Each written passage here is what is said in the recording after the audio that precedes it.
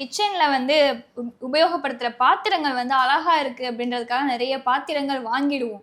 வாங்கிட்டு ஏதோ ஒரு காரணத்தினால அதை உபயோகப்படுத்த முடியாமல் போயிடுது. ஒரு ஓரமாக அது அடைஞ்சே கிடக்கு. அதனால தோஷம் வருமா அப்படின்னு ஏமா சொல்லி ஒரு கேள்வி பயன்படுத்தாத கேட்குறாங்க. பொருட்கள்னாவே பிரச்சனை தான். நம்ம பலமுறை சொல்கிறோம். நீங்கள் அமேசான், ஃப்ளிப்கார்ட் நிறைய வந்துடுச்சு. அப்படியே டைம் பாஸுக்கே நிறைய பேர் வாங்கி போடுறாங்க. இந்த முன்னே அழகாக அமேசானில் இது சூப்பராக ஓ ஆஃபர் கொடுத்துருக்கான், இந்த ஆஃபர் கொடுத்துருக்கான்னு சொல்லிட்டு நிறைய பேர் ஆர்டர் பண்ணி வீட்டில் ஷோ கேட்ச் மாதிரி வச்சுக்கிறாங்க. தயவு செஞ்சு அந்த மாதிரி விஷயத்தை பயன்படுத்துங்க. யாரையா பயன்படுத்தணும். ஒரு பொருள்னா பயன்படுத்தணும். விஷயமா இல்லையா கான்செப்ட். ஒரு விஷயம்னா அதை பயன்படுத்தணும். அதுக்காக தான் பிரபஞ்ச விதி. பொருட்கள் அழகு பொருட்கள்ன்றது வேறு விஷயம். அதுவும் மகாலட்சுமி வாசம் செய்யக்கூடிய இடம் எது? சமையலறை. நான் பல பதிவில் சொல்லியிருப்பேன். உங்கள் பூஜை ரூமோட ரொம்ப இம்பார்ட்டன்ட் பிளேஸ் எதுடான்னா கிச்சன் தான் ரொம்ப முக்கியமான இடம்.